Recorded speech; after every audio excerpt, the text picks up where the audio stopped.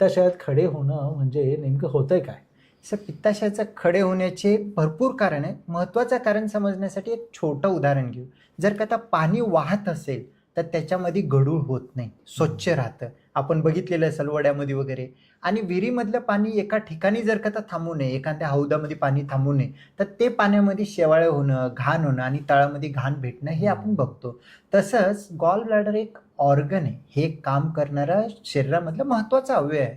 त्याचं काम काय राहतो? लिव्हर मधलं पित्त, हा पित्त ऍसिडिटीच्या पित्तापेक्षा वेगळं आहे सर. वेगळं आहे. हे हा पाचक कन्फ्युजन पित्त. बरोबर. हे पाचक पित्त, बाईल बद्दल आपण बाईल बोलतो. बद्दल. हो. हा जो लिव्हर आहे तिथून आपला पित्त तयार होतो आणि तो पित्त अन्ननळिकामध्ये डायरेक्टली येतो.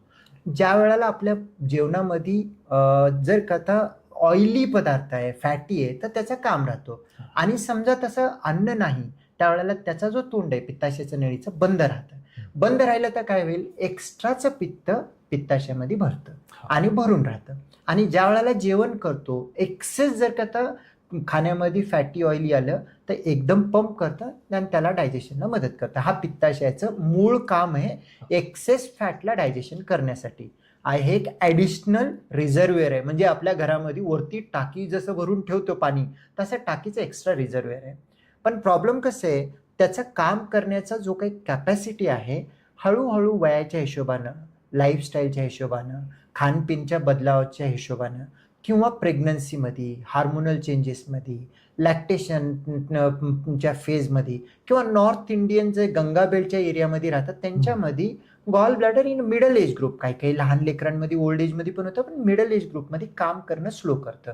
जसंच तो स्लो करतं, त्याचं काम चालू असतो, पण काम स्लो झाल्यामुळे तो एमटी कंप्लीट नाही करत. एमटी कंप्लीट नाही करत तर थोडं थोडं पित्त जमून राहतं. ते पित्त तसंच राहिलं, त्याच्यामधला जो काही घनिष्ठ पदार्थ आहे तो खाली साचून त्याचं मातीसारखं मड होतं, चिखलसारखं होतं आणि तोच पुढे छोटे किंवा मोठे स्टोन बनतात. हा सर्वात कॉमन कारण आहे. त्याच्या व्यतिरिक्त कारण म्हणजे काय? फॅट जास्त असणं, बॉडीमध्ये चरबी जास्त असणं किंवा काही काही वेळेला ब्लड हिमोलायसिस जास्त होणं, त्याच्यामध्ये भरपूर असे कारण आहेत. पण महत्त्वाचं कारण आहे, गॉल ब्लॅडर फंक्शन कमी झालं तर तिथं साचलेला जो काही मड आहे त्याची स्टोन बनण्याची एक प्रक्रिया होते सर.